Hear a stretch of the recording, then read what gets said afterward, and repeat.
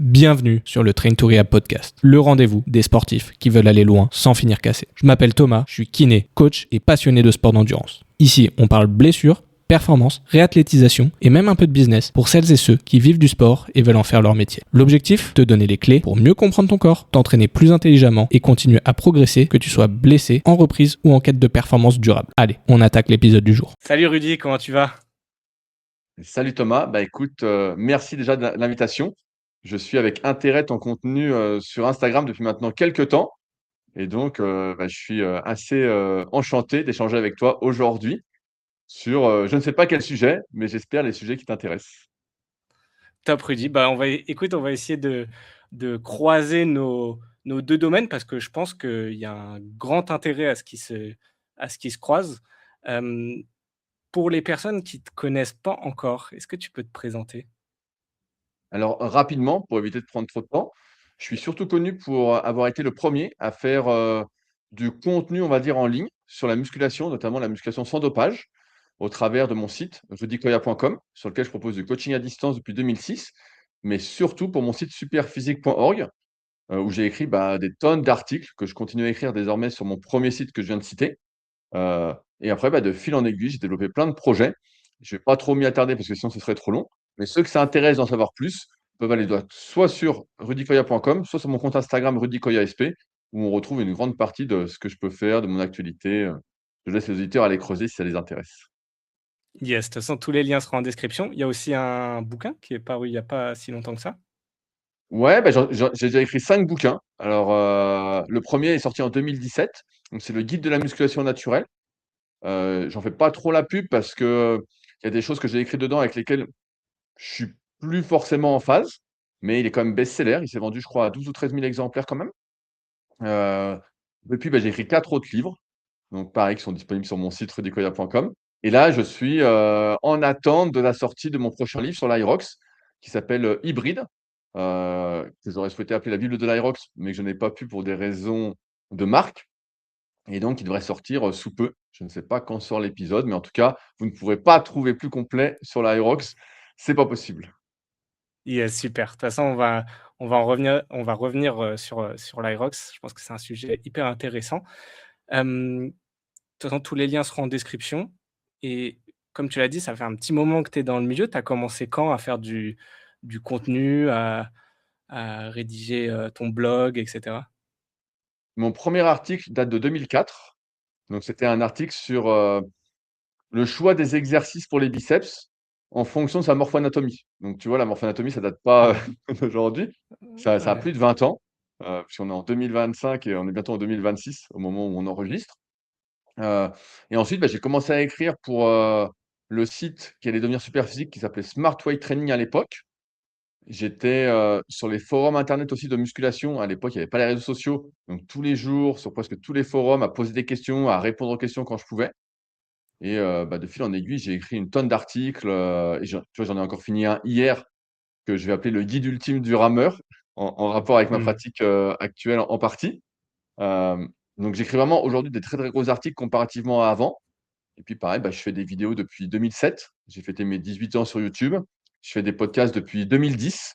J'étais le tout premier à faire des podcasts aussi, donc avec un son. J'en ai réécouté un hier, suite à un article que j'ai fait sur mon Patreon, que j'avais besoin de citer. Le son était affreux.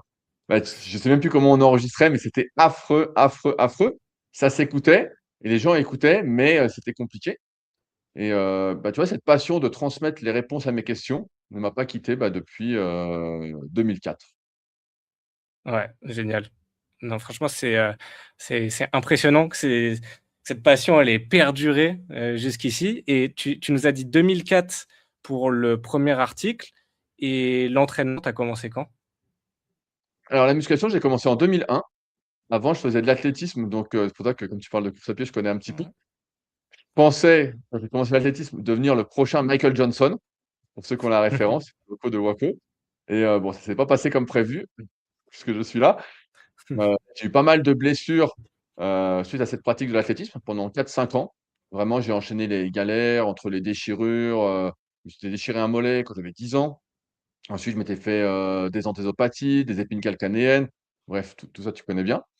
Ce qui m'a amené, à la musculation, on va dire assez simplement, parce que j'avais dans le sous-sol chez mes parents un banc de développé couché et en fait, un coup, j'ai essayé et j'ai, senti que c'était une activité dans laquelle je m'épanouissais et comme en athlétisme, je pouvais plus m'épanouir parce que j'avais sans arrêt des blessures, je pouvais pas m'entraîner.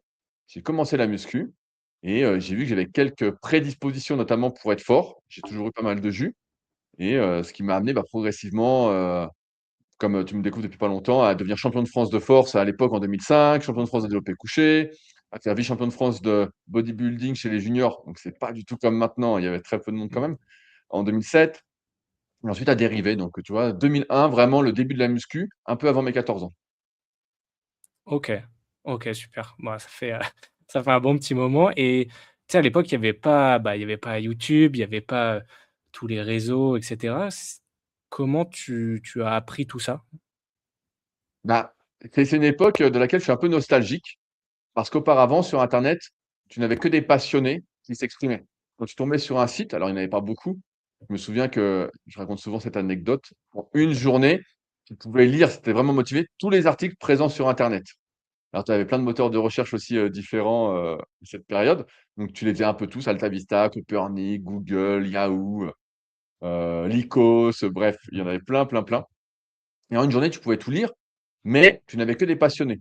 Pareil sur les livres. Moi, je suis de la génération qui a grandi avec, le Guide des mouvements de musculation de Fred Delavier, donc on était super content d'avoir ce bouquin, et puis en termes de livres, ouais, ça se battait en duel. Tu vois? J'ai plus tous les titres, mais il y avait les livres de Jean Texier, que j'avais tous, qui sont derrière moi là, qui sont, colorés, là, juste là. Ouais. Bon, j'arrive pas à voilà, à faire, mais ça, je m'étais tous procurés. Il y avait des magazines. Pareil, c'est une autre génération, mais il y avait des magazines comme, Le Monde du Muscle, Muscle and Fitness, Flex et Body Fitness, donc j'étais abonné aux 4 et puis tu avais les forums de musculation. Donc pareil, les forums de musculation, comme la musculation au début des années 2000, c'était une activité de marginaux, fallait surtout pas dire que tu faisais de la musculation, c'était mal vu. C'était du muscle pas naturel, donc Mmh. on disait avec les copains qu'on faisait de la natation, du rugby, de la gym, on baratinait un peu pour mieux passer en société. Et pareil, sur les formes de muscu, tu en avais pas beaucoup au début, tu en avais que 2. Tu avais Smart Weight Training, donc qui allait devenir Superphysique en 2009 et tu avais Power Attitude qui depuis a disparu et donc on échangeait entre passionnés. Donc au début, bah, je posais des questions, on me donnait des réponses. Des fois, j'avais envie de creuser, donc je reposais des questions, puis progressivement, bah, mes connaissances se sont améliorées à mesure que ma pratique s'intensifiait, que l'expérience s'accumulait. Ce qui fait que progressivement, bah, j'ai développé, on va dire des connaissances qui ne sont rien par rapport à aujourd'hui, mais qui m'ont permis de continuer à progresser un peu au fil des années jusqu'à m'amener à passer, mon diplôme d'éducateur sportif. À l'époque, c'était le B2ES ACUMES en 2005 ou 2006, j'ai plus, tout en tête. Mais, voilà et après, bah, ça m'a lancé en tant que coach, malgré moi, on va dire. Yes, génial et du coup, c'est quoi aujourd'hui même à tes débuts, tu me dis s'il a changé, mais ton pourquoi à l'entraînement, c'est une question que je pose tout le temps à mes athlètes quand je commence à les coacher. C'est quoi vraiment ton pourquoi à l'entraînement? Pourquoi, on voit tous les jours, sur tes stories Insta que tu bidouilles comme tu dis? C'est qu'est-ce qui te pousse à faire ça de tes du coup, tes quasiment 14 ans à aujourd'hui? Ouais, je dirais que j'ai une sorte, de rage en moi, tu sais, depuis toujours. Une sorte de frustration quant à l'injustice ambiante, tu vois? Et quand j'étais gamin, je sais pas quelle éducation tu as eu, mais j'ai pas l'impression qu'on m'ait dit, «Le monde est injuste, il est régi par Mmh, l'argent, mmh, heu, la méritocratie existe, si tu fais des efforts, tu auras» et je me suis vite rendu compte, tu vois?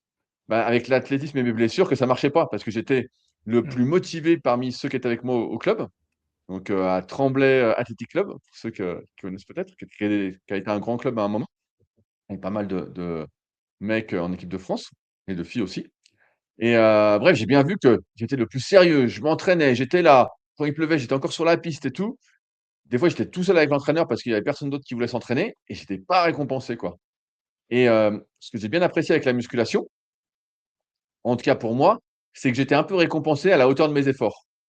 Si je suivais un entraînement «intelligent» entre guillemets, bah, je voyais que je progressais, que j'avais du pouvoir en quelque sorte dans un domaine de ma vie. Tu vois? Alors que, mmh, bah, je peux rien faire avec les lois qui sont votées par des gens que j'estime pas spécialement, compétent. Je peux rien faire avec la hausse des taxes. Je vis dans une société comme la plupart d'entre nous où, Mmh. je n'ai pas choisi les lois. Même si j'ai «délégué» entre guillemets, mais c'est pas mon choix non plus, via, des votes, cette délégation, bah, en fait, je suis pas d'accord avec, beaucoup de ces lois. Donc, heu, donc la musculation, bah, en partie et ce que j'ai fait autour, l'activité physique, on va dire au sens large du terme, me permet d'exprimer une sorte de pouvoir sur, ma destinée et c'est en ce sens que j'apprécie l'effort physique parce que, même si aujourd'hui avec le recul, je suis un peu plus âgé, hein, j'aurai bientôt 40 ans, mais avec le recul, je suis plus apaisé. Mais c'est vrai que quand j'étais jeune, j'avais tellement de rage en moi que j'avais envie de tout casser, quoi et la musculation m'a permis de canaliser cette rage que j'avais en moi. Aujourd'hui, j'arrive en musculation, j'ai un peu ralenti au profit des ergos, ce qui m'amuse beaucoup, aujourd'hui parce que je vois que j'ai de la marge de progrès. Mais j'ai toujours ce spirit, cette envie de faire plus, de me dépasser. Enfin de me dépasser, je sais pas si on peut se dépasser, mais tu vois, je dis bidouiller parce que ça me fait marrer, de pas me prendre au sérieux. Mais quand je suis en train de faire un effort, je me prends au sérieux. Je me dis: «Tu peux pas abandonner, tu peux pas t'abandonner, tu dois réussir» et je pense que c'est cette rage, depuis toujours, contre ce monde dans lequel finalement on n'a pas beaucoup de pouvoir et où, bah, l'activité physique, en tout cas pour moi, me permet d'en avoir, en partie. Génial, trop bien. On sent que c'est vraiment, puissant à l'intérieur de toi et ça, c'est un truc que j'adore, c'est pour ça que j'adore faire cet exercice-là à mes coureurs parce que, bah, là, tu vois, si demain, je suis sûr que tu te répètes ça, le matin quand tu es pas motivé ou quoi, bah, tu es sûr d'aller à l'entraînement et si je te reposais la question, mais pour l'apprentissage, l'éducation, la formation, qu'est-ce qui te pousse qu'est-ce qui t'a poussé à de passer d'un pratiquant à un professionnel qui forme, d'autres professionnels, qui coach des sportifs? Je pense que ça vient de l'éducation. En fait, quand j'étais, enfant, adolescent, j'ai vu, mon grand-père lire des tonnes de bouquins, se former sur la nutrition, être toujours en recherche, en fait, de connaissances et mon père, c'est pareil, quand il rentrait du travail, il se mettait avec un bouquin ou sur l'ordinateur à faire des recherches. Donc j'ai toujours baigné dans cette, culture, d'aller chercher des réponses à ces questions, de pas rester, ignorant et puis de dire que c'était pas grave. Donc, depuis tout jeune, en fait, quand j'avais, tu sais, les magazines de muscu, j'en parlais, mais à un moment, je m'étais procuré, bah, tous les mondes du muscle depuis 1975. Donc j'avais vu quelqu'un qui les vendait sur les forums Planète Muscle à l'époque et j'avais été avec mon père, lui acheter pour une misère et je les connaissais presque par cœur à un moment. Je les ai depuis vendus, à un de mes élèves en coaching à distance, il y a quelques années. Mais en fait, ouais, j'ai toujours eu ça. J'ai toujours eu ça, cette envie de trouver des réponses à mes questions. Après, l'envie de partager. Elle est venue un peu plus tard. J'ai mis des années à la conscientiser, mais c'est plus par rapport au sentiment, d'utilité et d'émulation collective. Tu vois? Je pense qu'une bonne vie, c'est, une vie en tout cas réussie, c'est une vie où on a été utile. Alors certes, c'est que de la musculation et même si j'ai dérivé sur d'autres sujets, via, mon site par exemple leadercast.fr, heu, il n'empêche que j'essaye de me rendre utile à mon niveau, par rapport à ce que je peux apprendre, à ce que je peux transmettre et puis j'ai toujours su qu'une vie heureuse, même si pareil, j'ai mis des années à le conscientiser, c'était, une vie à plusieurs et qu'il fallait se tirer vers le haut. C'est comme ça que tous les projets que j'ai faits, tu vois? Par exemple, Superphysique, à la base, c'est la team Superphysique. C'est l'émulation collective. C'est on est un groupe de copains, on veut montrer ce qu'on peut faire naturellement sans dopage. Quand je fais le même Superphysique, je vais, chercher Fabrice, qui à l'époque est plus trop dans le milieu de la musculation, pour faire Superphysique. À chaque fois, j'ai intégré malgré moi le fait que, si on réussit, si on a une vie heureuse, c'est à plusieurs et que tout seul, en fait, tu fais rien du tout. Même si on a le mythe de l'entrepreneur, américain qui nous raconte des belles histoires dans, leurs autobiographies ou biographies, je sais que c'est du pipeau. Je sais qu'à chaque fois, tu te construis à plusieurs, heu et donc c'est ça qui me drive, en fait, depuis, toujours. C'est j'ai envie d'être utile et j'ai envie qu'on fasse mieux ensemble que seul parce que si je réussis tout seul, bah, en fait, ça n'a aucun intérêt, tu vois? C'est bien de réussir, hein, tout seul, mais à un moment, tu te retrouves confronté à toi-même, tout seul, tu es là et tu dis: «Bon, bah, c'est bien, mais c'est pas suffisant, c'est pas suffisant». C'est comme ça qu'on distingue, bah, tu sais, le plaisir du bonheur. Le plaisir, c'est solitaire. C'est comme une petite drogue, voilà, et le bonheur, bah, c'est partagé et donc c'est ce qui me drive, en fait, depuis, bah, tu vois, mon premier article de 2004 jusqu'à encore ce matin, j'écrivais encore un nouvel article. Petite interruption pour vous rappeler que j'aide les sportifs blessés à reprendre la course à pied sans douleur. Donc si tu es dans ce cas de figure et que tu as envie de faire un bilan, d'avoir une programmation et un accompagnement 360 degrés où on va regarder ton alimentation et ton sommeil également, n'hésite pas à aller voir le lien dans la description pour réserver un appel avec mon équipe. Allez, on reprend l'épisode. Top. Et ça, je sais que tu en parles pas mal sur ton podcast, c'est le Leadercast, hein, il me semble, où tu parles pas mal de développement personnel. Je vous encourage à aller l'écouter. Franchement, c'est top. Rudy il approfondit beaucoup plus les sujets dont il vient de parler et c'est vraiment génial. En revenant un petit peu sur le côté éducation, moi, ce que j'aime beaucoup dans ton contenu, c'est surtout la clarté avec laquelle tu arrives à expliquer des choses qui paraissent complexes et enfin, tu les rends hyper simples, tu arrives à trouver les bons mots. Hem, Est-ce que c'est quelque chose qui est naturel chez toi ou pareil, tu as dû le travailler, énormément? Souvent, quand tu parles du mot travail, c'est connoté, négativement et les gens s'imaginent que c'est un labeur, que c'est difficile, qu'on n'a pas envie de le faire. Tu sais, c'est un peu comme, une pizza. Si tu as jamais fait de pizza, la première pizza que tu vas faire, elle sera dégueulasse. Voilà, moi j'ai jamais fait de pizza, mais je sais que si j'en fais une, ça va être affreux. Mais si tous les jours tu fais une pizza, bah, au bout de 100, elle sera déjà meilleure et au bout de 1000, bah, elle sera encore meilleure. Donc ce qui se passe, c'est que ça fait tellement longtemps que j'ai approfondi des sujets, que je les explique. Comme je disais, je coach depuis 2006, donc j'ai coaché des milliers de personnes qui me posent presque toujours les mêmes questions, malgré des articles, malgré des livres, malgré des podcasts. Donc ce qui fait que, bah, au début, quand je répondais, c'était pas très clair. Mes premières vidéos qu'on peut retrouver sur YouTube sont pas terribles. Mes premiers podcasts, hier, je te dis, j'ai écouté, tu les questions, comment je les pose, comment je m'exprime et tout, c'est affreux, c'est affreux.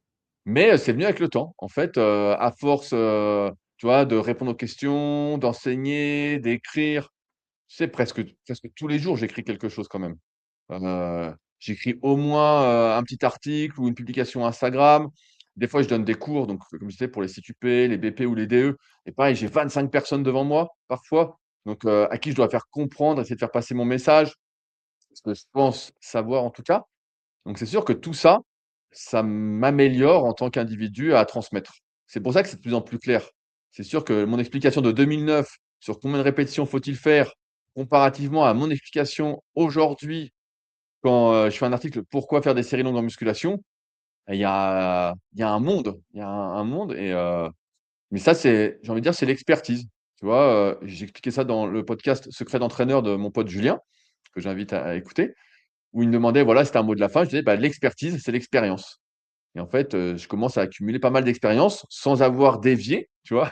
C'est toujours sur le même, la même ligne directrice, ce qui fait que, bah, j'essaye, enfin, j'espère être de plus en plus clair et bon, bah, ça va être de plus en plus clair, je l'espère. Yes, yes et bah, pareil, j'encourage les gens à aller regarder tes guides ultimes parce que, vraiment c'est clair, concis. La dernière fois, j'ai regardé celui sur l'hypertrophie, c'est vraiment, magnifique donc félicitations pour ce travail-là. Je ne sais pas si ça prend du temps ou quoi de les faire parce qu'on a l'impression que c'est quand on le regarde, on a l'impression que c'est limpide, simple, mais je suis sûr que derrière, il y a un taf, qui doit être, monumental. Ouais, mais tu sais, ce travail, ce taf, comme tu dis, en fait, comme c'est une passion pour moi tout ça, en fait, tous les jours, je cherche des réponses à mes questions. Tous les jours, même sur Instagram, quand je vois quelque chose qui m'intéresse, je vais commenter, poser une question, approfondir. Quand, je vois que l'information est un peu compliquée pour moi, je vais me rapprocher de la personne, l'inviter sur mon podcast, Hybride Podcast et lui poser toutes mes questions. Je vais préparer vraiment toutes mes questions pour, avoir des réponses et donc ensuite, bah, quand j'écris par exemple le guide ultime de l'hypertrophie, donc sur, rudykoya.com, en fait, ça, comme c'est mon sujet, ça a été mon sujet principal, c'était ma question que j'ai posée à Didier Reiss, auteur de la Bible de la préparation physique je pense en 2003. En 2003, j'avais Didier au téléphone, j'avais 16 ans et j'ai dit: «Didier, quelle étude il faut faire pour comprendre l'hypertrophie. Tu vois? C'était mon sujet. Je voulais comprendre comment on prenait du muscle et donc c'est ce que j'ai creusé pendant, plus de 15 ans. Donc tu vois, quand j'écris le guide ultime de l'hypertrophie, je sais plus combien de mots il fait, mais ça déroule pour moi. Franchement, je me pose, si j'avais que ça à faire, je pense que je l'écris en une journée. Tu vois? Si, Mmh. j'ai que ça à faire. Alors après, c'est pas comme ça que j'écris. En général, et je donne un petit tips pour ceux qui veulent écrire des articles ou faire des podcasts, mais moi, j'écris le plan avant. Voilà, j'écris vraiment tout le plan, les chapitres, je mets tous les mots clés auxquels je dois penser dans chaque chapitre. Je laisse mijoter, voilà, j'écris rien et ensuite, quelques jours après, je vais peut-être y revenir et compléter avec des petits mots et ensuite je vais écrire chapitre par chapitre et donc je me fixe pas vraiment de quantité, minimale à écrire.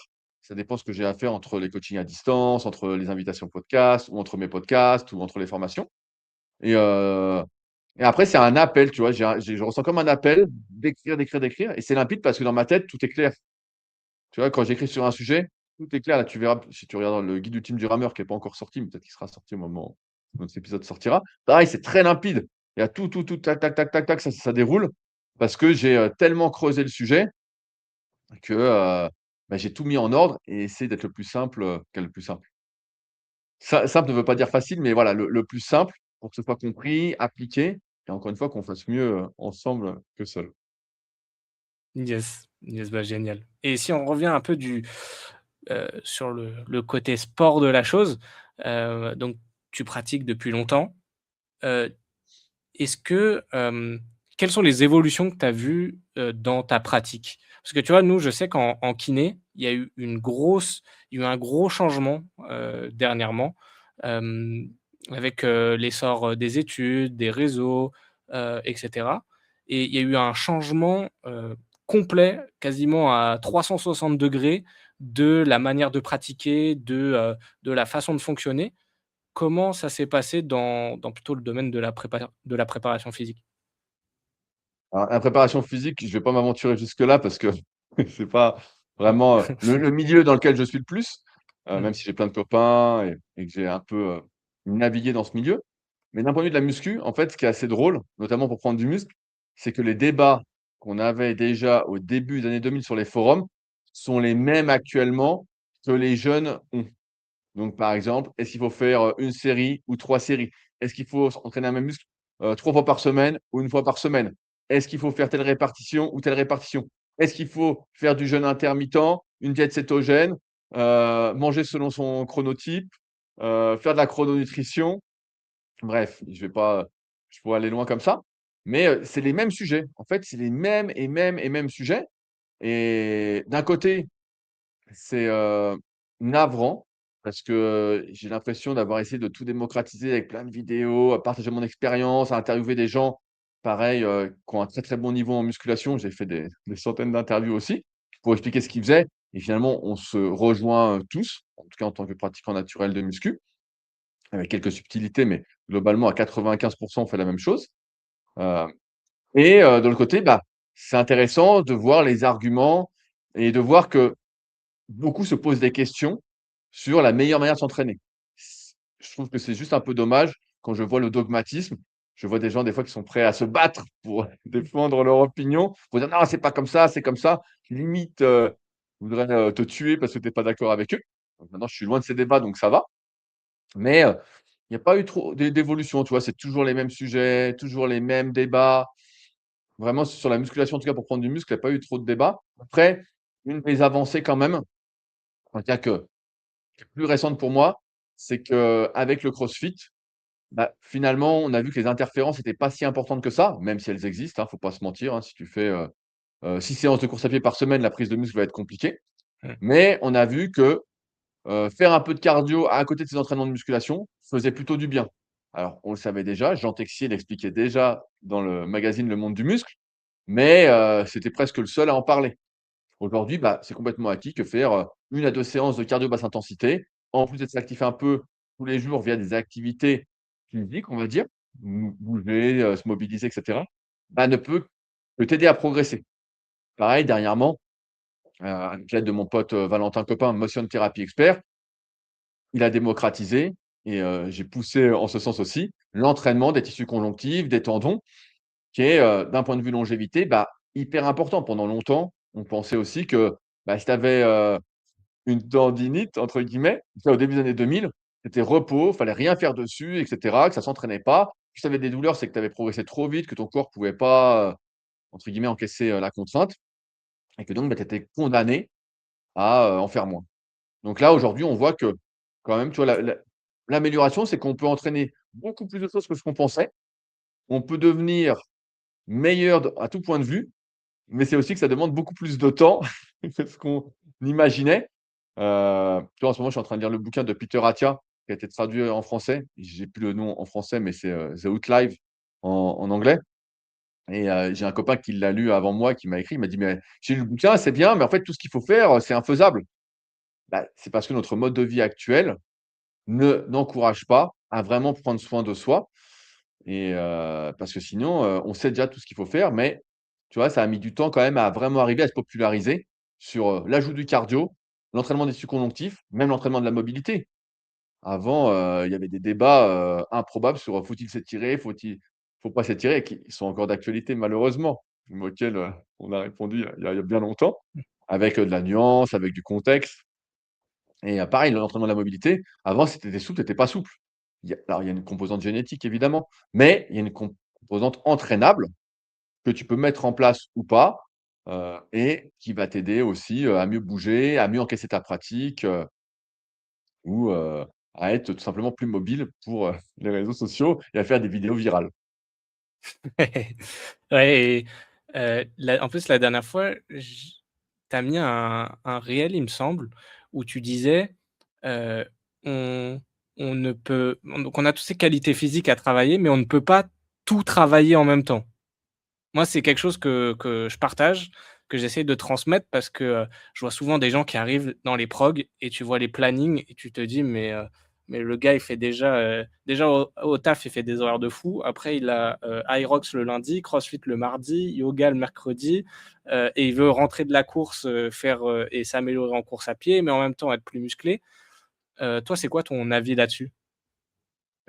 Tu sais, depuis que je suis un peu dans le milieu de l'Aerox, que je me suis, «passionné» entre guillemets pour, l'entraînement de cette activité. Mais j'ai pas mal de personnes qui me contactent pour être coachées à ce sujet. Alors je suis pas le meilleur expert, en aérox pour coacher.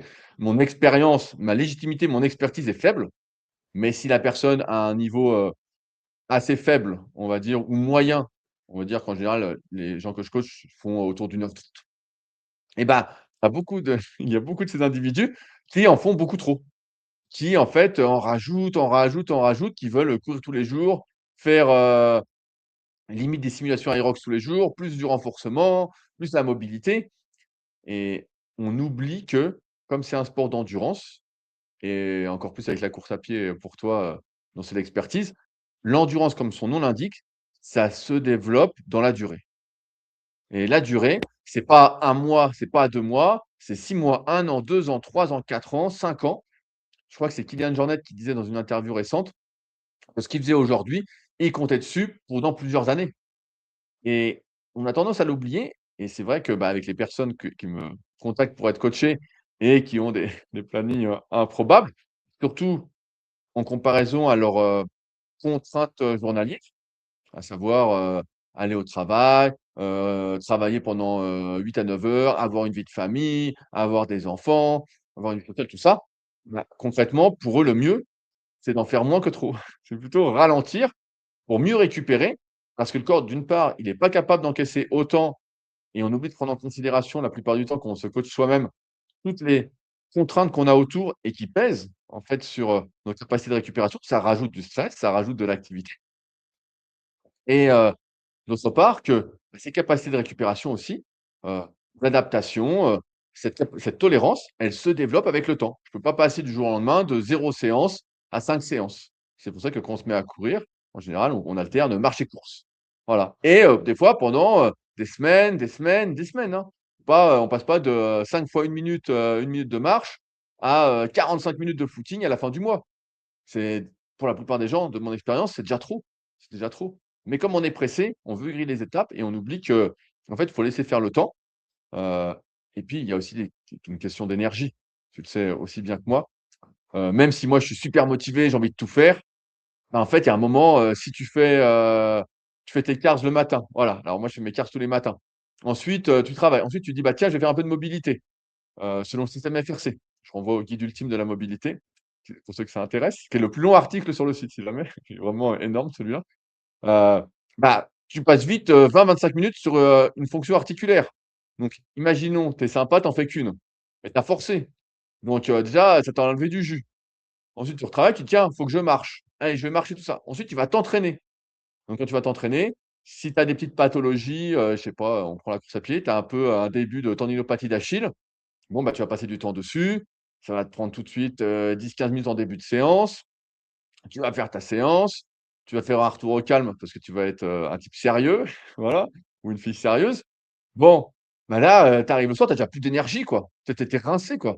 Tu as fait tes mobilisations, tu as été marcher, tu as fait de la mobilité, tu as fait ta réhab, préhab en fonction, des zones que tu vas solliciter et desquelles tu veux qu'elles survivent, et qu'elles t'aident à accomplir et tu as fait ton entraînement classique.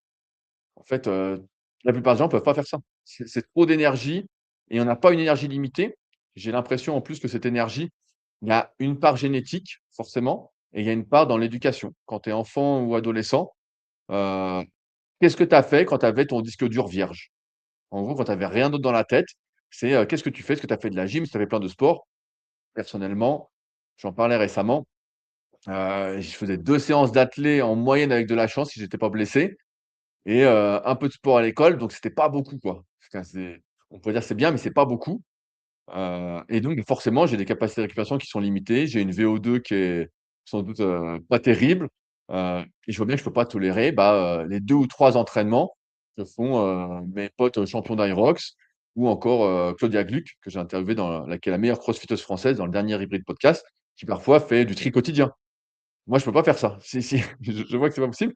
2 petites séances, ça peut passer, mais 2 petites séances, ça m'oblige à ne rien faire d'autre de ma journée, à pas écrire, à pas chercher de réponses, à pas lire et c'est pas la vie que je souhaite, personnellement. Donc, j'essaie déjà de m'entraîner une fois par jour, sachant que j'ai une vie quand même qui est assez optimisée, qui s'est construite au fil des années pour pouvoir faire ça. Mais la plupart des gens, s'ils font ça, ils vont se cramer.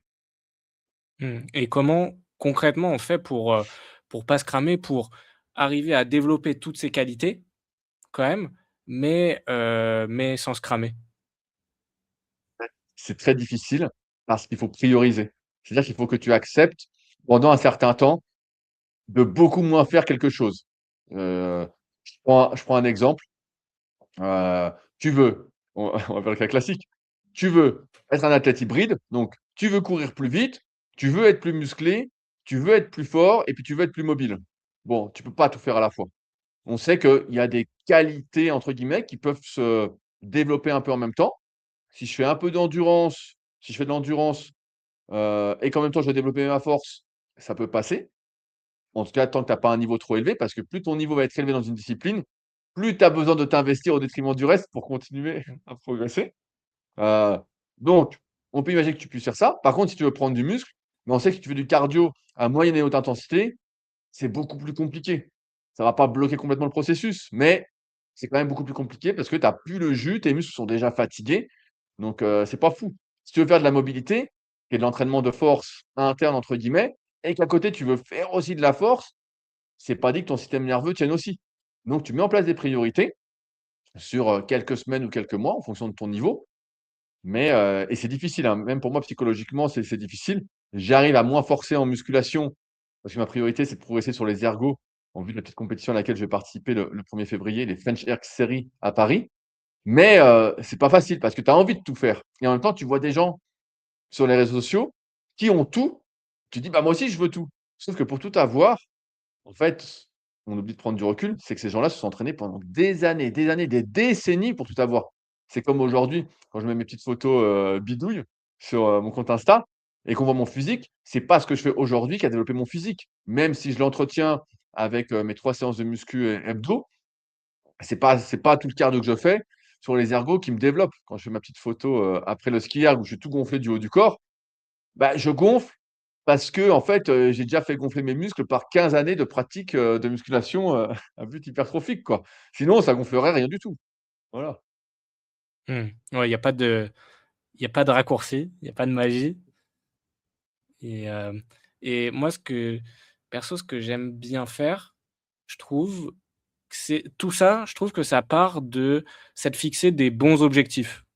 Des objectifs clairs et pas de les changer au cours de l'année. Si tu as un objectif, une course dans ta saison, bah, en fait, toute ta planification derrière va être plus claire. Je sais pas si c'est clair pour toi, mais je trouve que, bah, surtout comme tu l'as dit, à l'ère des réseaux sociaux, on a envie de là, on voit, il y a une mode, il y a l'Irox, puis après, tu vas avoir la saison des semis, donc tu vas t'inscrire aux semis, puis après, tu as envie de faire un marathon, mais en même temps, tu as envie d'être musclé et tout ça, ça participe à, bah, justement en faire trop et de mener même, jusqu'au burn-out, hein. Tu en vois combien qui s'entraînent trop et qui arrêtent au bout de 3 mois. Mais je trouve qu'avoir des bons objectifs clairs et s'en fixer un principal dans l'année, c'est déjà un super moyen d'éviter d'avoir ce bah, ce trop quoi, en fait. Je sais pas ce que tu en penses? Ouais, en fait, tu soulèves un problème, c'est que la plupart des gens n'ont pas un vrai objectif concret. Ils ont, un rêve, ils ont, un objectif, virtuel, ils ont une envie, mais il y a pas de date, il y a pas de clarté dans ce qu'ils souhaitent atteindre. Tu vois? Ils vont dire, «Je veux prendre du muscle, je veux courir plus vite», tout ça. Oui, mais c'est quoi être, un athlète hybride pour toi? C'est courir à quelle vitesse et quand? Et c'est là que, en tant que coach, mais en fait, je définis souvent l'objectif pour les gens qui me contactent. En fait, c'est l'un de mes plus gros travail, c'est après qu'ils m'aient renvoyé le questionnaire complété, je vais parler avec eux des objectifs. S'ils sont pas clairs, il faut qu'on en parle pour que ce soit clair. Parce que dire: «Je veux prendre du muscle», ça signifie quoi? C'est quoi exactement prendre du muscle? C'est, je veux prendre, 5 kilogrammes de muscle? OK. Alors, par rapport à tes photos, ton expérience que tu peux mettre en place, je pense que c'est possible sous X temps, d'après mon expérience, ou c'est pas possible. Oui, je veux prendre 20 kilogrammes de développé couché. OK. Bon, est-ce qu'on a une compète ou autre? Et c'est sûr que les compétitions, bah, finalisent une vision du plan d'entraînement. Si tu as pas d'objectif clair, précis, avec une date, bah, en fait, c'est difficile aussi de rester motivé sur le moyen long terme. À moins d'avoir une rage en soi, un truc de fou qui te fait que tu progresses, à chaque séance, en musculation en tout cas ou en course à pied. En course à pied, c'est pas possible parce qu'on sait très bien qu'on adopte la plupart du temps une répartition polarisée, donc tu as plein de séances que tu peux penser inutiles, mais qui sont hyper importantes. Heu, il faut des dates. Il faut des dates et des objectifs clairs, tu vois? Moi là, les French Arc Series, ça tombe bien. Comme c'est ce que je fais habituellement en termes d'entraînement, bah, voilà, ça fixe un objectif, une date, donc je repense ma planification. Mais c'est vrai que quand tu as pas d'objectif, quand c'est juste un rêve, bah, en fait, tu as le droit de rêver, tu as le droit de rêver, mais si tu fais que rêver, sans plan précis, même s'il va t'amener à évoluer en fonction, des aléas de la vie, bah, tu continues de rêver et il se passe rien, quoi. Ouais, clairement, clairement, je suis totalement d'accord avec toi et du coup, tu as parlé d'athlète hybride. Tu vas sortir du coup un livre sur l'Aerox. Qu'est-ce qui te qu'est-ce qui te fascine dans cette pratique? Qu'est-ce qui t'y a mis? Puisque, bah, tu as longtemps été sur la musculation pure et ton expertise a été là-dessus. Qu'est-ce qui te fascine dans cette pratique? Alors pour recontextualiser, en fait, j'ai fait de la muscu à fond pendant 15 ans. 16 ans, tu vois? Jusqu'à 2017. Après quoi, j'ai fait du kayak à fond. Donc comme tu me cites pas depuis longtemps, tu as pas suivi cette Mmh. période-là, mais donc j'ai le site secretdukayak.org, le seul site sur l'entraînement en kayak de course en ligne, si jamais, où, j'ai eu un podcast qui s'appelait «Les secrets du kayak». J'ai interviewé 100 personnes du milieu du kayak. Donc, j'ai eu toutes les réponses à mes questions. On a retranscrit toutes les interviews, tous les podcasts à l'écrit sur le site et j'ai écrit plein d'articles aussi. Donc j'ai fait ça jusqu'à je pense 2022-2023, avec surtout une grosse emphase de 2020 à 2023, où je me suis beaucoup entraîné en kayak, parfois jusqu'à 9-10 fois par semaine. Donc vraiment, je m'y suis mis à fond, je me suis entraîné avec les champions, j'ai regardé comment ils s'entraînaient et tout. Ensuite, heu, après le kayak, bah, j'étais un peu dans une impasse, tu vois? Je savais pas trop quoi faire. Je progressais plus en kayak, tout ça, donc je refaisais un peu de muscu, un peu d'ergo, tout ça, mais sans vraiment d'objectif. Puis après, bah, l'aérox, tu vois, est un peu arrivé. J'ai vu des copains en faire, des gens que je connaissais, qui avaient suivi mon travail avec Superphysique, tout ça, donc je me suis un peu intéressé et au début, bah, j'ai bien accroché, entre guillemets sur, ce que je voyais, parce que je voyais des gars musclés qui venaient de la muscu et qui faisaient de l'Aerox et donc bah, je me suis dit: «Tiens, pourquoi pas s'y intéresser, voir comment ça se passe. Et c'est comme ça que mon pote Baptiste Baron, qui a la boxe CrossFit Yggdrasil à Rouen, m'a proposé de faire un duo pro à Grand Palais donc en 2025. Et donc, je me suis entraîné pour. Et c'est vrai que l'expérience à Grand Palais était super. On avait été invité aussi sur le stand Puma en VIP grâce à Clément, que je remercie encore une fois pour son invitation. Donc, on a vécu une super expérience. J'en ai fait une vidéo sur Protocole 40, donc ma web série qui est sur ma chaîne YouTube qui sort tous les mois. Et c'est vraiment super. Et parallèlement, comme j'avais un podcast, j'en ai profité pour poser toutes mes questions, encore une fois, à des vrais spécialistes, à ceux qui ont de l'expertise, de l'expérience. Alan, TomTom, Geoffrey, Quentin et Mève, Guillaume Levoix, Rebecca, Jézabel, bon bref, tous les meilleurs. Anka aussi. Je pense que c'est pas encore sorti avec Anka au moment où on fait cet épisode, mais bref, j'ai vraiment posé beaucoup, beaucoup de questions. J'ai regardé tout ce qui se faisait. J'ai écrit l'article numéro 1, je sais pas si vous l'avez vu, le guide ultime Aerox. Donc c'est mon premier guide ultime que j'ai écrit. En fait, j'ai commencé à écrire et comme ça n'arrêtait pas, après je me suis dit, je vais l'appeler le guide ultime. Donc quand on tape guide Aerox, qui est vraiment hyper complet. Et à force de continuer à chercher des informations, en fait, je me suis retrouvé à écrire, écrire, écrire et avoir tellement de pages que je pouvais plus le mettre sous forme d'article. Tu vois, l'article guide ultime doit déjà Mmh. faire une quarantaine de pages si on le met sous format Word. Et je me suis dit, bon, là j'ai 300 pages, qu'est-ce que j'en fais? Tu vois, j'avais 300 pages sans les photos et c'est là que, je me suis dit: «Tiens, je vais en faire un livre» et bon, il y a eu pas mal de péripéties que je raconte dans un autre, podcast, mais donc qui va sortir. Après, avec, son évolution avec l'évolution de l'Aerox aujourd'hui, je suis un peu moins en phase quand même, parce que, comme je disais, moi j'ai été séduit par le fait que c'était des personnes très musclées qui se mettaient à l'Aerox, donc qui couraient. C'était vraiment athlète hybride, tu vois? Pour moi, c'était vraiment hybride. Et puis en fait, on s'est rendu compte et ouais, également en faisant le livre, en faisant mes analyses, tout ça, que la force était quand même à minimiser, donc ça le développement de la force max, que c'est surtout un effort d'endurance et d'endurance de force du bas du corps, donc où le haut est assez délaissé. Et finalement, tu en as pas besoin, pour la plupart des gens qui font de la musculation depuis longtemps, pousser un wall ball à 6 ou 9 kilos, ça n'existe pas, tu vois? C'est surtout cardio, Mmh. voilà. Et finalement, on voit qu'au fur et à mesure des compétitions, les meilleurs sont de plus en plus fins, de plus en plus athlétiques. Ils sont pas maigres, mais ils correspondent moins à ma vision de l'athlète hybride qui, pour moi, est quelqu'un de plus complet. Ce que sont les crossfitters, hein, quand même, faut le dire, hein, les crossfitters, les très bons crossfitters sont des sacrés athlètes hybrides, hein. Ils sont bons dans plein de disciplines et autres. Heu, mais là, ça devient plus un effort d'endurance de force du bas du corps et donc j'accroche un peu moins avec ces physiques qui sont de plus en plus fins. Moi, c'est pas, mon objectif d'être de plus en plus fin, et c'est pour ça que, comme d'habitude, je me fixe un peu des limites. Moi, je cherche pas spécialement à maigrir plus que ça et j'essaye de faire au mieux avec, une sorte de compromis, à savoir, un physique qui me plaît et voir jusqu'où ça m'amène sans trop maigrir. Sachant que de toute façon, je serai pas, champion d'Irox. Voilà, en termes de comme je disais tout à l'heure, en termes de VO2, de cardio, je pars de tellement loin que, j'ai aucune chance. Mais de faire du mieux que je peux avec les contraintes que je me fixe et voilà, c'est ce que j'essaye de dire aussi aux gens que je coach qui veulent se mettre à l'aérox des fois et je vois bien que beaucoup de ceux qui me contactent ont cette phobie de perdre du muscle, de dire: «Attends, je vais pas perdre du muscle pour faire l'aérox. Non, non, moi je veux continuer à être comme je suis et faire» et je le comprends très bien. Mais après, c'est sûr que quand on peut devenir champion, où on est très, très fort, on a raison de mettre le paquet et de dire: «Allez, je vais perdre du muscle, je vais perdre du poids» pour y aller. Mais quand tu es moyen ou autre, si c'est juste pour toi, je pense que l'Aerox ne fait pas de toi un athlète hybride, mais peut faire de toi un meilleur athlète, en tout cas d'un point de vue cardiovasculaire et d'endurance de force sur le bas du corps, et qu'en ce sens, ça peut te donner, comme on disait tout à l'heure, un objectif, dans l'année. Je pense qu'on peut en faire plusieurs, j'en reparlerai dans le bouquin en détail, qui sortira bientôt d'ailleurs sur mon site rudykoya.com, à pas louper. Heu, ouais, c'est plus ça qui m'a intéressé au début, c'était ce côté hybride, mais je me rends compte que c'est pas tant hybride que ça.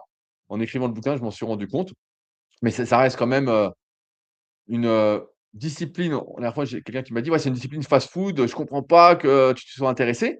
Ça met quand même les gens en mouvement, en activité, ça fait bouger. Il y a des côtés négatifs, mais j'ai quand même tendance avec les années à essayer de me concentrer sur le positif et en ce sens, c'est quand même super et les cours sont bien organisés. J'ai pas encore vu d'Elite 15 en vrai. Je les suis sur YouTube quand je fais mes mes efforts à basse intensité, voilà, pour m'occuper, l'esprit. Mais c'est bien organisé, ça fait envie, et pour moi, c'est beaucoup d'exercices que je ne faisais pas, donc sur lesquels j'ai une marge de progrès. Alors qu'en muscu, j'ai plus aucune marge de progrès et qu'en kayak, bah, j'étais à fond aussi donc finalement, ça me fait faire des exercices que je faisais pas et comme je progresse, bah, ça entretient ma motivation, à faire, heu, à faire des efforts.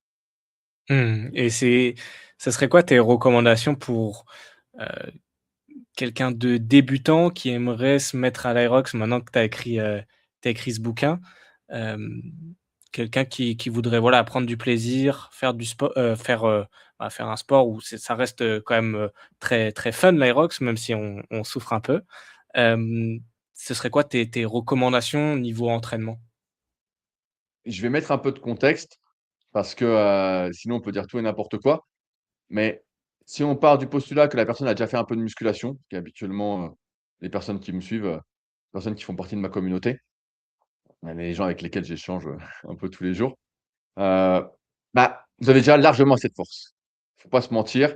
J'ai plus tout en tête, mais j'ai mis tous les standards de force qu'il fallait avoir pour faire un open, pour faire, en catégorie pro ou pour être Elite 15, même si ça garantit pas de bien finir et ils sont relativement faibles. Donc vous avez sans doute largement assez de force. Ce que vous n'avez pas par contre, c'est le cardio et notamment la course à pied. Donc courir en moyenne, après une phase d'adaptation dont on a parlé précédemment, un bon 3 fois par semaine, c'est un peu le minimum. Si on souhaite bien finir, si on souhaite juste participer, pas se dépouiller et juste être finisher, ce qui peut être aussi un objectif pour ceux qui partent de très loin, bah, il y a pas besoin de courir autant. Mais courir 3 fois par semaine me semble être un minimum. Ensuite, bah, se familiariser avec les stations. On n'arrive pas comme un cheveu sur la soupe avec les stations. On s'en rend pas compte, mais comme n'importe quel sport, il y a une grande part de technicité. On peut pousser un sled de plein de façons différentes.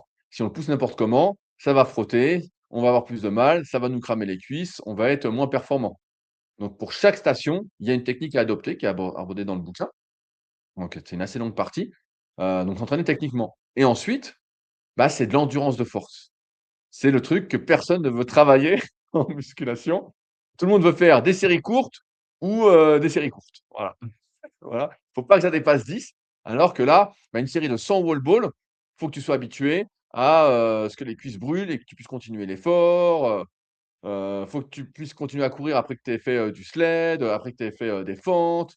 Heu, Faut pareil quand tu fais même si les burpees, il y a une technique pour faire les burpees broad jump qui, minimise un peu le travail musculaire, il n'empêche que ça fait quand même pas mal les muscles. Donc faut que tu t'habitues à faire de l'endurance de force.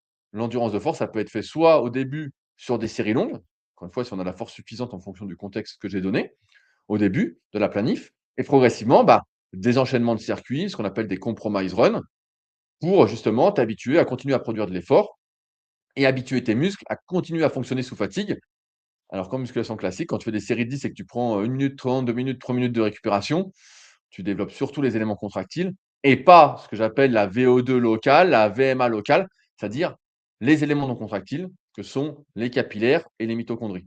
Donc il faut bien, se dire que, c'est vraiment très différent de la muscu et c'est pour ça que ceux qui performent, en fait, n'ont pas d'intérêt à faire de l'hypertrophie, pour être meilleur en aérox, surtout pas. Mmh. Mmh. Du coup, là, si j'essaie de résumer, tu me dis si je me trompe, mais en gros, essayer de mettre un peu quelques entraînements spécifiques station, quelques entraînements vraiment course à pied pure et ensuite faire l'entre-deux, donc enchaînement, station, run. Ouais, ouais, c'est un alors on le fait rapide sur un podcast, mais c'est un peu ça. Dans le livre, pareil, il y a toute une planification que j'ai mis avec un contexte sur, je sais plus 16 ou 24 semaines pour vraiment, faire le lien avec la partie théorique sur la planification que j'ai bien développée et effectivement, plus tu te rapproches de l'échéance, plus tu fais du spécifique, plus tu en es loin, bah, moins tu es spécifique, tu fais plus de la PPG comme on dit, pour essayer de faire grossir ta base que tu vas exploiter, ensuite. Ouais, ouais, carrément. Et cette année, j'ai eu la chance de coacher, 2 athlètes en Aerox et parce qu'ils venaient à la base pour de la course à pied. Ils m'ont dit: «Tiens, on fait un Aerox, donc j'ai envie de faire un Aerox, est-ce que tu peux m'y préparer?» Alors moi, j'ai jamais fait, mais Tu vois, je comprenais un petit peu les spécificités. J'avais fait, pas mal de crossfit, j'avais été pompier volontaire, donc on faisait beaucoup de crossfit et cetera. Je comprenais un petit peu la technicité des mouvements, un peu le type d'effort, ça brûle et cetera et c'est vrai que je trouve que ça se planifie très bien comme de la course à pied. Que Bien ce soit au sûr. niveau des intensités, au niveau de la polarisation des entraînements et j'ai trouvé beaucoup de similarités entre l'entraînement, de course à pied et l'entraînement d'Aerox. Ouais, je suis assez d'accord avec toi, ça se ressemble grandement. Après, c'est juste que là, j'ai pris le contexte de la personne qui est suffisamment forte déjà. Mmh. Si tu es pas assez fort, bah, là, en muscu, pareil, il y a une manière de voir les choses où tu vas démarrer, par développer, peut-être ta force max puisque tu en manques, ensuite ta force endurance pour aller progressivement vers ton endurance de force. Mais oui, de toute façon, la planification, comme c'est un sport, c'est beaucoup plus facile de mettre un objectif et de mettre une planification, une programmation en place, que lorsque l'objectif, c'est juste de prendre du muscle, Mmh. où là, bah, là, la planification a beaucoup moins de de sens puisque ce qui fait prendre du muscle, la plupart du temps, c'est la force endurance. Donc tu vas naviguer un peu dans cette force endurance entre le haut et le bas, alors que là, l'Aerox, bah, si tu veux vraiment performer, en fonction du contexte, tu peux explorer vraiment, presque, je vais pas dire toutes les qualités physiques, mais une bonne partie des qualités physiques. Mmh. Ouais, carrément, carrément. Pour changer un petit peu de sujet par rapport à l'Aerox, tu sais, moi, je sur mon compte et tout ça, j'encourage beaucoup les coureurs à, bah, faire du renforcement, que ce soit dans une logique de performance, de prévention des blessures, mais aussi de santé.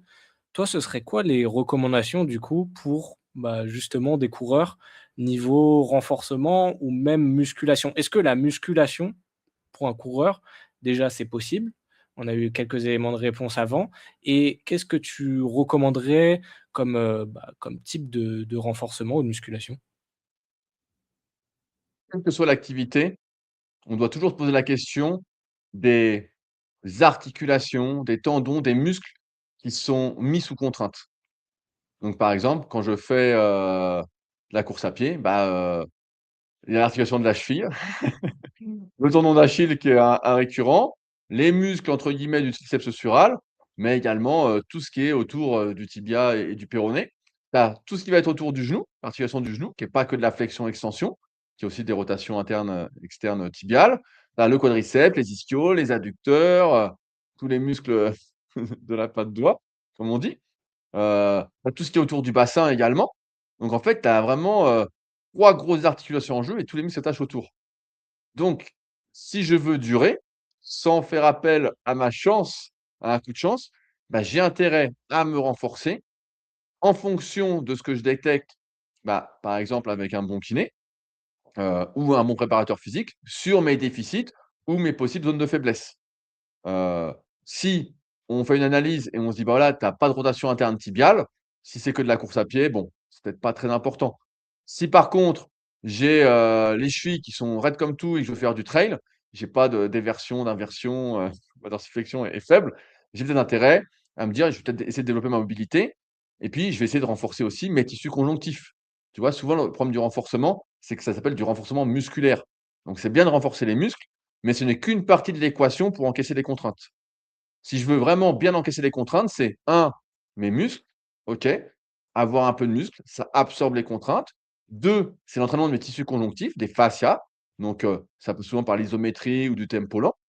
Bien sûr que la pliométrie a du sens au bout d'un moment, mais la course à pied, c'est déjà de la pliométrie, heu, en tant que telle.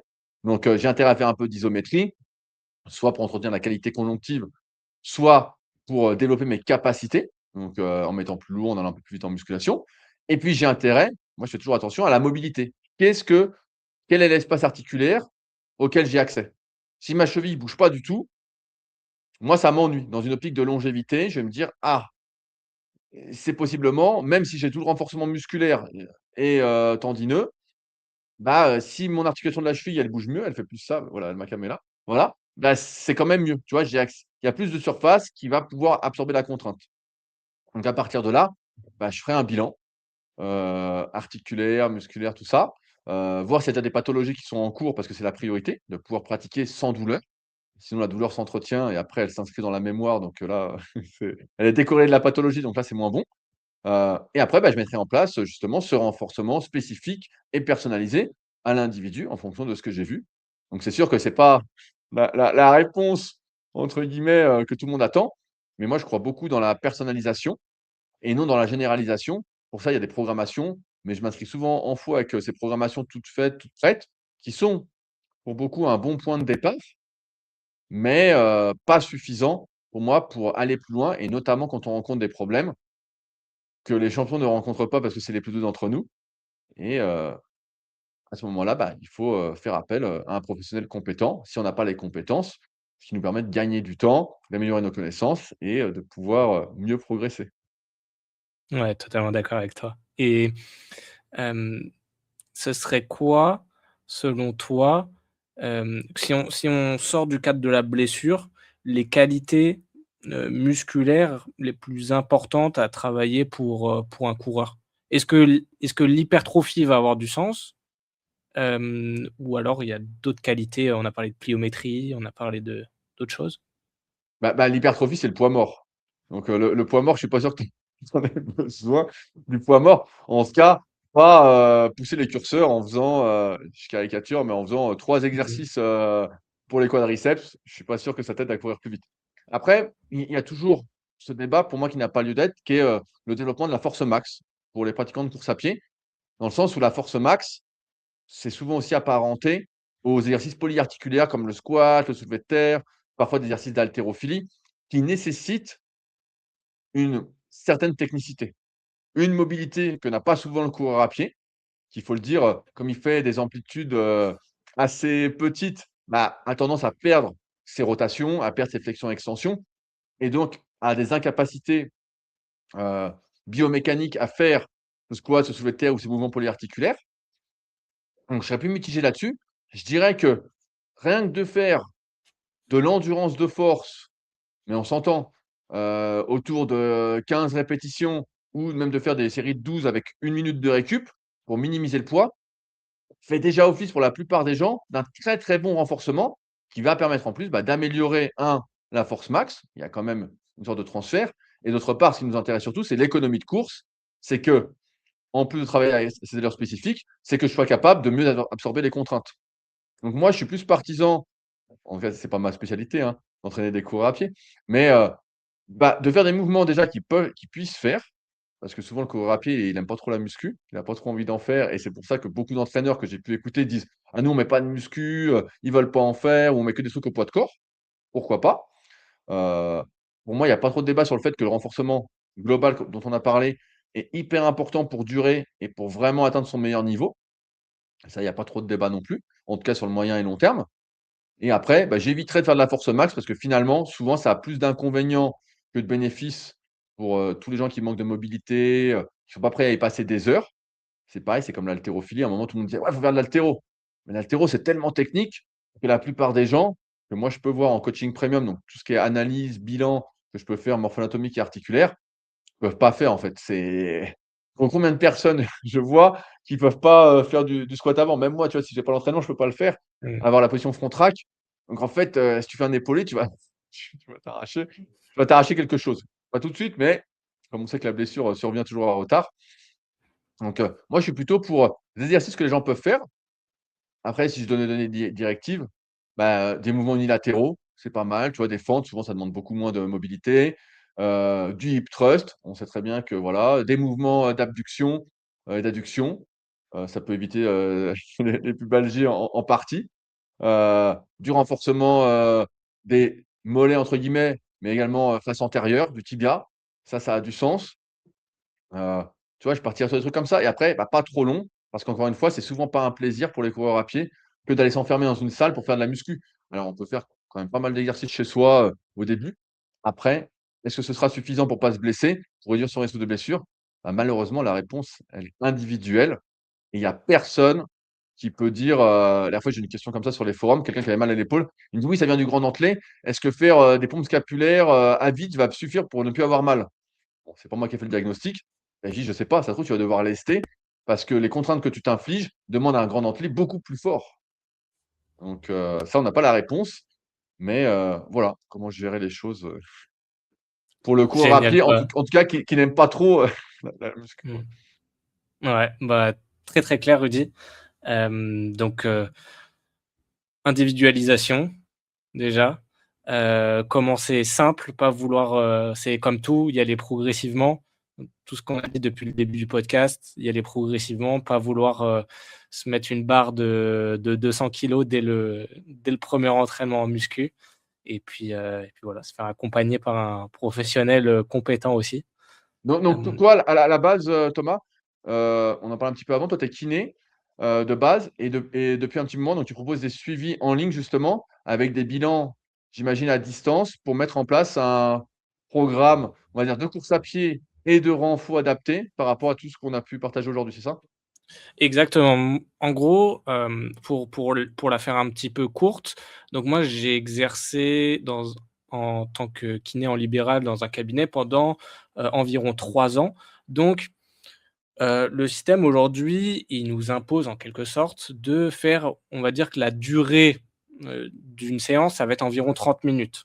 Sauf que en 30 minutes, c'est hyper compliqué de véhiculer ton message puisque, déjà, c'est un sujet sur lequel j'ai envie qu'on revienne après, mais déjà, moi, je trouve que les acquis de base de la santé ne sont pas, présents chez une grande partie de la population, une grande partie des patients que je voyais. C'est-à-dire, hem, sur l'alimentation, sur le sommeil et pour les coureurs que j'avais en cabinet, sur l'entraînement.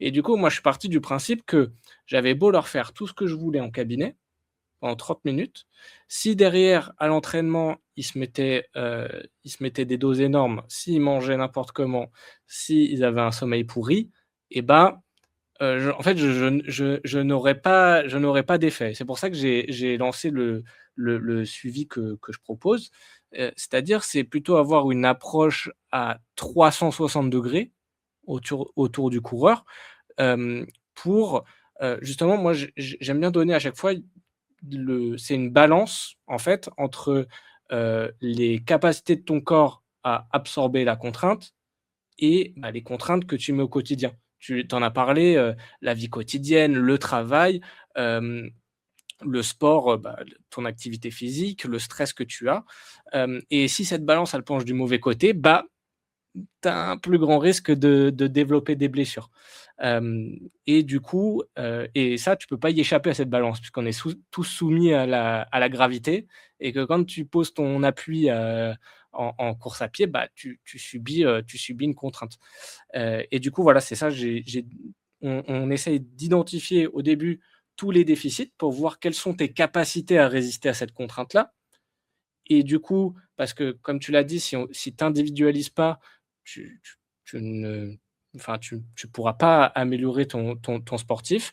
Et une fois qu'on a trouvé ces déficits-là, on va les améliorer pour remettre du poids de ce côté-là de la balance et on va travailler aussi sur, bah, la planification en course à pied. Arrêter de se mettre des séances, et se mettre minable, tout le temps.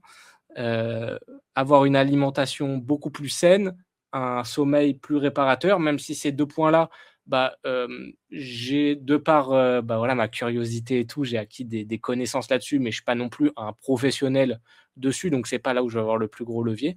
Mais voilà, pour pour essayer de faire court, voilà comment ça s'articule, tu vois? C'est vraiment un suivi 360 pour le coureur. Du coup, Rudy, je crois que on a une petite contrainte horaire, c'est ça? Ouais, allez, fais-moi encore une petite question. Allez, une petite dernière, justement, bah, c'était pour te parler de ce côté, santé en France. Hem, c'est vraiment un sujet qui me tient à cœur et je pense que bah, c'est l'éducation justement et tu vois, je pense que le sport, c'est vraiment un super moyen d'éduquer les gens, sur la santé. Est-ce que déjà, toi, tu penses que le niveau d'éducation sur la santé, il est suffisant, en France? Le problème de la France, c'est qu'on pense, quand on n'y est pas confronté, que la santé, la prise en charge est un droit. On se dit: «Bah, voilà, si je suis malade, on va m'aider, on va me guérir et ça va aller». Or, malheureusement, c'est pas le cas. En fait, au lieu de t'aider à être en meilleure santé, si tu as des problèmes, la plupart du temps, on va masquer les problèmes. Je vais prendre l'exemple de ma mère, j'aime bien le prendre, qui a, heu l'hypertension, la thyroïde qui fonctionne plus, qui a hypercholestérol, bon, qui a la totale, quoi. Vraiment la totale, il y a rien qui va et en même temps, elle a rien fait pour que ça aille, durant toutes ces années et même maintenant, elle adopte des comportements, illogiques et donc elle est contente parce qu'elle me dit: «Mes analyses sont bonnes» et je lui explique, j'essaie de lui expliquer que c'est normal parce qu'elle prend tous les médicaments pour que les marqueurs soient bons. Je lui dis: «Tu prends, je sais plus combien de médicaments par jour, donc forcément tu prends des médicaments et quand tu fais tes analyses» et encore elle fait des analyses sanguines qui sont, moi j'appelle ça mineures. Aujourd'hui, on peut faire vraiment des super analyses, qui coûtent de l'argent, donc des analyses en médecine fonctionnelle, hein, qui coûtent, plusieurs centaines d'euros, parfois, plus de 1 000 €, bah, qui montrent vraiment les marqueurs qui comptent. Or, quand tu fais une analyse de sang classique, bah, c'est pas les marqueurs qui comptent la plupart du temps, à moins que tu aies vraiment un gros problème. Bah, justement, Peter Attia en parle pas mal dans son bouquin, que je suis en train de dire, que j'ai cité tout à l'heure et donc comme on pense que c'est un droit et que tout peut se guérir, bah, en fait, on agit un peu de manière légère. On n'y pense pas. Si demain, on se disait que la santé a un prix, on devait payer et que tout n'est pas réparable, qu'une fois que c'est trop tard, bah, on y accorderait beaucoup plus d'attention. C'est sûr qu'on ferait des efforts en ce sens. Mais comme en France, pour l'instant, bah, on pense que c'est un droit, c'est un dû et que, c'est pas un devoir d'être en bonne santé. En plus, on est une société, très, comment, socialiste, très communiste, même si ça Mmh. plaira pas à beaucoup, où voilà, on prend soin de tout le monde. Bah, en fait, il y a des abus dans tous les sens. Il y a des abus dans tous les sens parce qu'on se rend pas compte, tu sais, quand quelqu'un mange, je sais pas, il mange un fast-food, bah, moi je trouve ça complètement dément et ce qui montre vraiment, le point où on est arrivé, c'est que ça s'appelle du poison. C'est du poison autorisé parce que ça rapporte de l'argent à certaines personnes. Il y a de la corruption dans tous les sens et les gens sont outrés. Si tu leur dis que c'est du poison, ils disent: «Mais non, un peu ça fait pas de mal». Mais c'est pas vrai. Ça, c'est un mensonge. C'est un mensonge d'État. Enfin, un peu, ça fait du mal. Du poison, ça fait du mal. C'est pas la dose qui fait le poison, ça fait du mal tout le temps et c'est l'accumulation de poison qui fait que progressivement, les maladies se développent. Qu'on a des maladies cardiovasculaires, qu'on a Alzheimer, qu'on a, le pancréas qui commence, à déconner, qu'on a la thyroïde, qui fonctionne plus du tout, qu'on peut plus bouger, qu'on a mal partout. Donc en fait, tant qu'on sera dans ce système de santé, je pense pas que les choses s'améliorent parce que la prévention, ça vaut rien et finalement d'être malade, bah, ça te coûte, on va dire psychologiquement, mais financièrement, ça te coûte rien. On ne te prend pas au portefeuille en te disant: «Voilà ce que ça va coûter». On te demande même pas de faire des efforts. Quelqu'un qui fume, tu te rends compte, la cigarette est autorisée parce que Mmh. ça rapporte de l'argent. Ça devrait être interdit la cigarette. Comme les fast-food, ça devrait être interdit tout ça. En fait, c'est ça qui est complètement fou. Donc ouais, c'est toute une éducation, c'est tout un système à revoir. Mais bon, comme, ce monde est je le disais tout à l'heure, est une histoire de corruption, d'argent, bah, en fait, on est niqué. On est niqué Mmh. et les gens, la plupart, se racontent des histoires, sur, un peu ça fait pas de mal, sur, bah, je ferai ça plus tard, adopter des comportements malsains qui sont plus que tolérés puisqu'ils sont acceptés par la majorité, c'est normal. Tu vois bien aujourd'hui avec les réseaux sociaux, faut s'accepter. Ça fait longtemps que je l'ai pas vu, mais c'était la body positive, attitude à un Mmh. moment, tout ça, donc tu es en mauvaise santé, tu es en surpoids, donc tu as sans doute plein de choses qui déconnent. Il faut arrêter de mentir et de dire, «Non mais tu peux être, en surpoids et tout peut bien aller». C'est pas vrai, c'est pas vrai, c'est pas vrai. C'est un mensonge d'État aussi, heu et en plus, bah, qui fait peser à toute la société. Donc je pense qu'on est complètement foutu là-dessus.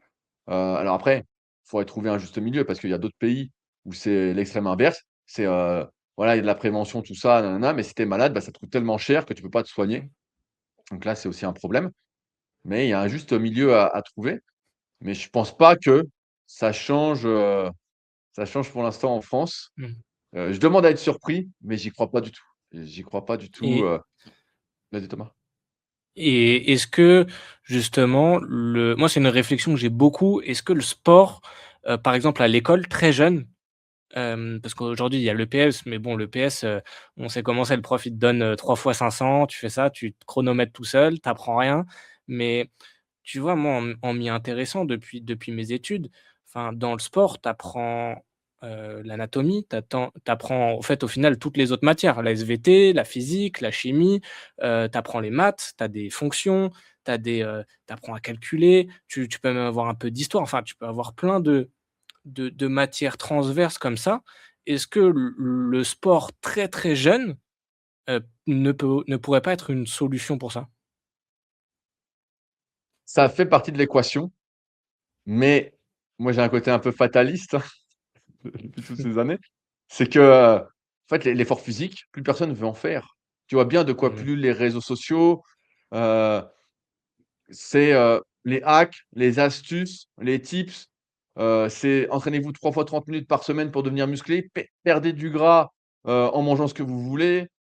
Tu vois, à chaque fois, c'est du mensonge et la plupart des gens ont envie de croire à ce mensonge. Ils n'ont pas envie de faire d'efforts physiques.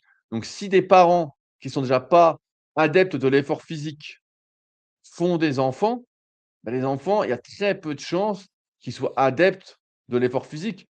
Tu le vois bien quand tu vois, dans le documentaire d'il y a quelques années, Teddy Riner qui mange des balistos et tout le monde dit: «Ah c'est super, il nous ressemble, c'est bien et tout». Non, c'est pas bien, c'est pas bien. Mmh. Je peux pas moi personnellement, c'est pas bien. Certaines personnes vont dire: «C'est super» ou quand ils voient, je sais plus, j'ai vu un truc récemment pareil, quelqu'un qui mangeait n'importe quoi et puis qui avait des perfs extraordinaires. Ou tiens, Usain Bolt qui bouffait son KFC ou son McDo, je sais plus, avant sa finale olympique, tout le monde dit: «Ouais, bah, tu as vu, ça n'empêche pas de performer». Ouais, mais entre la performance sur le court terme et la longévité, il y a un monde. Mmh. Quand on sait comment se développent, les maladies cardiovasculaires ou n'importe quel cancer, c'est pas du jour au lendemain. C'est comme la performance, en général, elle se Mmh. construit, sauf si tu es très doué. C'est, 10-20 ans de mauvaises habitudes et paf, à un moment, bah, c'est trop tard. À un moment, c'est trop tard et on peut pas soigner ça. Donc le sport, oui, mais c'est l'effort et on n'est pas dans une société de l'effort, on est dans une société d'abondance où tout devient très facile, beaucoup plus facile. On voit, bah, avec toutes les IA, qui, sortent, qui peuvent nous aider à tout faire ou presque. Alors il y a encore, quelques lacunes, mais ça va être comblé. Tu peux tout faire. Limite, tu te dis: «Ah, fais-moi ci, fais-moi ça». Tu n'as plus besoin d'apprendre, tu n'as plus besoin de réfléchir, tu n'as plus besoin de lire. Il suffit de voir le nombre de visites, heu, ou le nombre de durées qu'ont les gens sur un article. On parlait tout à l'heure du guillotine de l'hypertrophie. En moyenne, les gens restent entre 1 minute 30 et 2 minutes sur l'article. Thomas, tu te rends compte? Un article Mmh. où il te faut un bon 45 minutes, il y a une vidéo qui récapitule presque tout, qui dure plus d'1 heure. La plupart des gens, c'est trop compliqué, c'est trop dur. Ils préfèrent poser une question. C'est l'article que j'ai écrit ce matin, en disant: «L'IA ne me remplacera pas», mais la plupart des gens préfèrent poser une question à l'IA, peu importe la réponse, tant qu'ils ont une réponse rapide, ça suffit.